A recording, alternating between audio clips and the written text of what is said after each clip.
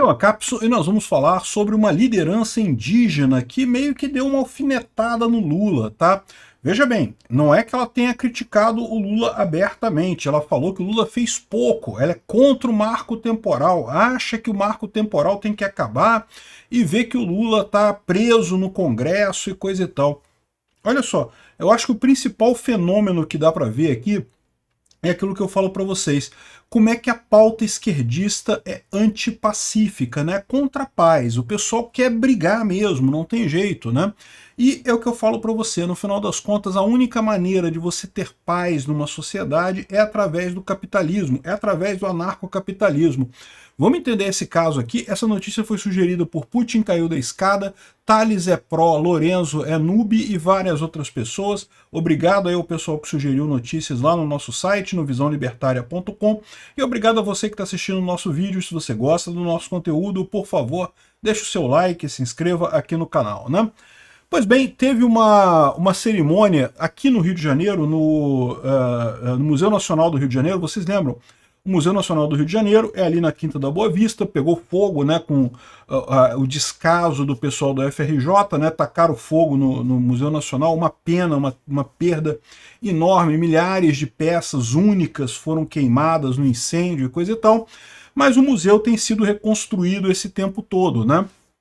E, por exemplo, nesse momento voltou o manto tupinambá, né? Os tupinambás eram uma tribo indígena muito forte aqui nessa região do Rio de Janeiro, inclusive teve muita briga entre portugueses e tupinambás e coisa e tal.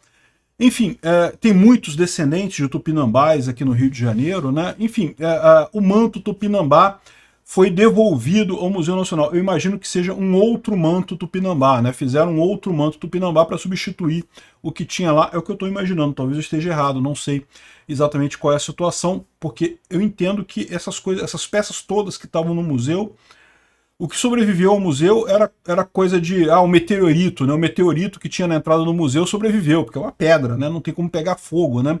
Enfim, de qualquer forma teve uma cerimônia no Museu Nacional e o Lula discursou lá, falou um monte de besteira, como é tradicional, o Lula só fala besteira, e de repente falou a Yakui Tupinambá, uma liderança indígena de Olivença, na Bahia, né? Então não é aqui da região do Rio de Janeiro, é a dos Tupinambás que estão lá na Bahia, mas deve ter sido ela a responsável, eu imagino, né, para representar os Tupinambás nessa entrega do manto Tupinambá aqui para o museu, né?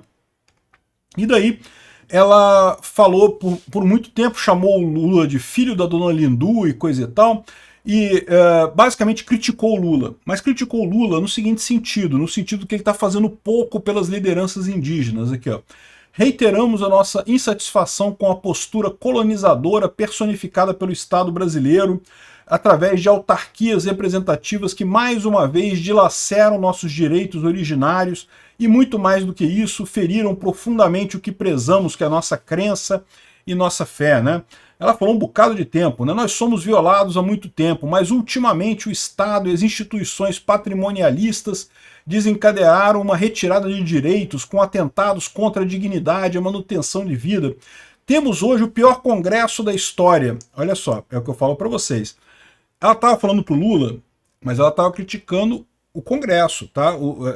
A briga dela não é com o Lula, o problema dela é que, segundo ela, o Lula não está sendo esquerdista o suficiente, não está pendendo para a esquerda o suficiente, né? Um judiciário egocêntrico e parcial, nisso aqui eu concordo, e um governo enfraquecido, acorrentado a alianças e conchavos para se manter no poder. Isso é verdade, é o que eu falei para vocês. A esquerda, para voltar ao poder, aceitou qualquer coisa. Fez tudo o que podia para voltar ao poder e mais 10% que não podia ter feito, mas fez também para voltar ao poder por causa do desespero, né? E o Lula hoje em dia é um presidente fraco. O que eles estão falando é verdade, é um presidente fraco, é um presidente que não tem apoio popular. É verdade que o que ela queria era um Lula mais à esquerda, um Lula que tivesse mais a favor dos índios, mais contra, né, mais pela pauta esquerdista do desrespeito à propriedade privada. E aqui eu falo para vocês um outro problema, né? O que ela está reclamando? É a reclamação de que não, antes só tinha índio aqui, o europeu chegou aqui no Brasil, então todas as terras são dos índios, os índios têm que recuperar tudo. E isso eu já falei para vocês que é um absurdo. Por quê? Eu concordo. Se a terra foi tomada com agressão, é lógico que ela tem que ser retornada para o proprietário original. A agressão não é uma forma correta de você adquirir propriedade. A propriedade você se adquire de duas maneiras. Ou você adquire ela porque ninguém está usando a área, então você chega ali e delimita, defende e usa aquela propriedade, então ela passa a ser sua, ou então você compra de alguém que é proprietário. Então você faz um acordo, comprar, entenda, também doar, né? Pode ser doação, enfim, você faz um acordo voluntário com a pessoa que é dona e ela te dá aquela propriedade. Então são as únicas duas maneiras legítimas de você ser proprietário de alguma coisa. Ou você comprou aquela coisa, ou recebeu em doação, né? Teve uma transação voluntária com quem era o proprietário anterior daquela coisa, ou então foi você que achou aquilo ali, você que criou aquilo ali, você que gerou aquela riqueza, né? Então, então eu concordo que se todos os portugueses tivessem invadido de forma violenta terras indígenas, isso seria o caso. O problema é que a gente sabe que se teve muita terra que foi de fato invadida e agredida e teve agressão contra indígenas, também teve a situação contrária, que é a situação de pessoas, primeiro, os índios simplesmente saírem do lugar. Muitas tribos brasileiras eram seminômades, não ficavam muito tempo no lugar, então se elas abandonaram o lugar, chegou outra pessoa ali e ocupou aquele lugar, não tem nada de agressão aí, não tem nada demais nessa história, a terra foi adquirida de forma legítima. Também teve muito comércio, teve muita situação em que os índios venderam terras para portugueses, ou deram terras para portugueses, ou negociaram terras com portugueses.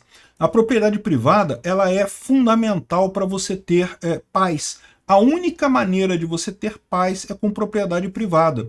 E a propriedade privada pressupõe que, se há uma agressão, isso tem que ser reclamado, evidentemente, mas tem que ser provada a agressão. Então, para você poder reverter uma terra que eventualmente foi tomada de forma violenta, é preciso que os índios provem que essa terra foi tomada de forma violenta da tribo. Não basta provar que a tribo morava ali antes, né? Havia tribo aqui nessa região, então a terra é nossa. Não, não é assim. Por quê? Porque a tribo pode ter saído dali, se abandonou a terra e outra pessoa tomou, não é agressão, portanto a propriedade é legítima. A tribo pode ter vendido a terra para o homem branco, pode ter vendido aquela terra, aconteceu isso, negociação. Ah, mas vendeu por espelhinho porque não sabia o valor das coisas. Não, aí, meu amigo, mau negócio é mau negócio, não tem o que fazer, né? Mas foi vendido, não foi agressão. Se não foi agressão, não tem problema. Então, isso que eu acho que é preocupante nessa história, né? A questão do marco temporal é justamente para ter paz, para você estabelecer um processo de que, olha só, se o índio não estava ali em 1989, que foi justamente a época da Constituição Brasileira, 1988, na verdade, né? 10 de outubro de 1988, então você já presume que não tem alguma coisa. O cara, para reclamar aquela terra, ele tem que dizer, tem que provar que ela foi tomada de forma violenta. Eu acho que toda a terra deveria ser assim, mesmo os índios que já estão ocupando uma área, né, antes de 89, deveriam também provar que foi tomada violentamente, porque senão não tem propriedade, né? Enfim, ela reclamou dessa história, mas repara, ela reclamou querendo mais esquerda, queria que o Lula fosse mais esquerdista no caso, né? Enfim, o Lula brigou depois, ele estava alterado, ele não gostou não, ele não gostou da cobrança, né? Ele falou que eu queria apenas que a companheira que falou aqui mudasse seu discurso, aqui não tem subserviência para ficar no poder, não preciso disso. Só você vê que eu tenho um partido com 70 deputados entre 513, 9 senadores entre 81 para aprovar as coisas que sou obrigado a conversar com quem não gosta de mim, disse o Lula, né? A questão é, como é que o Lula foi eleito, né? Se só conseguiu aprovar 70 deputados, né, 81, 9 senadores de 81, né, e no entanto foi eleito, né, impressionante, né. Enfim, aí tá falando aqui, eu tenho certeza que o Jerônimo tem a obrigação e o compromisso histórico de construir na Bahia um lugar para receber esse manto e preservar para que não seja apagado e não sei o que lá. Enfim, o Lula chorou lá com a mulher, ficou chateado, ele ficou sentido com o negócio, né. Mas o fato é que esse é o problema do pessoal da esquerda, né? O que eles querem não é a paz, o que eles querem é a briga, o que eles querem é a confusão. Ao invés de buscar um mecanismo, né, uma forma, uma estrutura em que as pessoas possam viver em paz, eles querem dar um jeito de brigar, não tem jeito, né? E essa questão da briga do Lula com a esquerda, do Lula tá fraco, é uma evidência óbvia, né? Aqui também o pessoal, a avaliação negativa do Lula sobre o ambiente subiu muito, né? Ou seja, o Lula está sendo criticado também pelo pessoal ambientalista. Bom, é verdade, o Lula não fez nada, né? É aquele negócio, né? Tá pegando fogo a Amazônia agora, tá pegando fogo o Pantanal, uma situação crítica do caramba, o Lula não consegue fazer nada. Mas esse é justamente o problema da situação do Lula. O Lula é um presidente fraco. A esquerda achou que voltando ao poder a qualquer custo, conseguiria resolver o problema e atender todo mundo. E não vai, né? O que está acontecendo agora com a informação descentralizada e distribuída é que você tem inúmeras bolhas. Um monte de gente que quer coisas diferentes. O pessoal da esquerda quer ir pro lado da esquerda, não tem jeito, né? O pessoal da direita quer outra coisa, o pessoal militarista quer outra coisa, os monarquistas querem outra coisa. Cada grupo quer uma coisa diferente. Aí sabe o que acaba acontecendo? A única maneira de você melhorar, de você atender essas coisas todas, é diminuindo o tamanho do governo. É você criando entidades nesses grupos, esses grupos, cada um buscando o que quer, de forma independente do governo. Você não pode mais ter a solução Lula ou a solução socialista, que é um grande governo que faz aquilo que é o certo. Não tem como fazer isso, por quê? Porque o certo agora tem um monte de grupos que definem o certo de forma diferente, né?